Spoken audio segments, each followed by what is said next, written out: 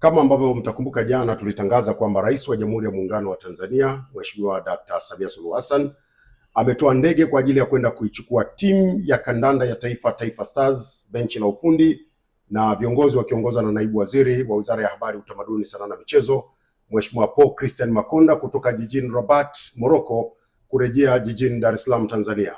Naomba kutangaza mabadiliko ya ratiba ya ndege hii.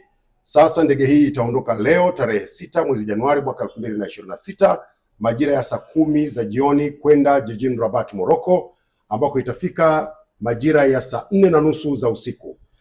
Ratiba ya kuondoka jijini Rabat, Morocco kurejea Dar es Salaam itabadilika kidogo. Badala ya kuondoka kule kesho saa 3 asubuhi, sasa ndege itaondoka kule jijini Rabat kesho tarehe 7 Januari 2026 majira ya saa 5:30 usiku, na inatarajiwa kuwasili hapa jijini Dar es Salaam kesho kutwa tarehe 8 mwezi Januari mwaka 2026 majira ya saa 4 kamili asubuhi.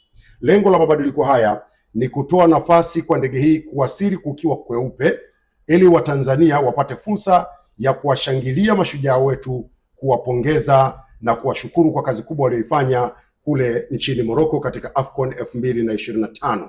Na baada ya mapokezi yatakayofanyika katika uwanja wa ndege wa kimataifa wa Julius Nyerere, wachezaji watakwenda kupumzika, na baada ya hapo tarehe 10 ya mwezi Januari mwaka 2026 Mheshimiwa Dr. Samia Suluhu Hassan, Rais wa Jamhuri ya Muungano wa Tanzania, ameandaa hafla ya kuwapongeza.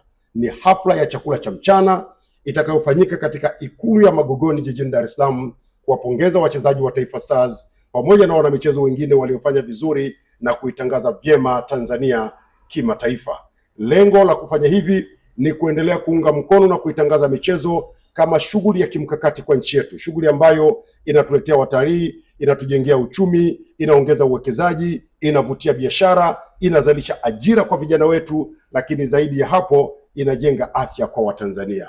Sote tuungane na Mheshimiwa Rais Dr. Samia Suluhu Hassan kwanza kuwapokea wachezaji wetu tarehe 8 mwezi wa kwanza mwaka 2026 majira ya saa 4 za asubuhi katika uwanja wa ndege wa kimataifa wa Julius Nyerere, lakini tuendelee kuwapongeza na kuwatia moyo wachezaji wetu, tukikumbuka kwamba mwaka 2027 tutakuwa wenyeji wa AFCON na tutahitaji timu iliyo imara yenye wachezaji wenye kujituma na wanaojua kwamba Watanzania wanawapenda na wanawashangilia kwa nguvu zote. Hongera sana Taifa Stars, hongera Watanzania.